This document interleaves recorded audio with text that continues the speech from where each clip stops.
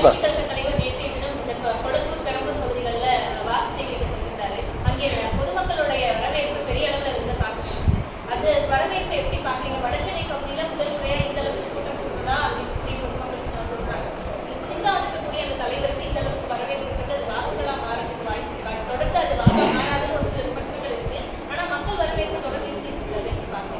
இல்லை, புதிதாக வந்த தலைவர் என்பதற்காக அல்ல, திரையில் பார்த்த நடிகர் தெருவுக்கு வந்திருக்கிறார், ஆகவே அவரை பார்க்கலாம் என்ற முறையில் தான் மக்கள் போயிருக்காங்க.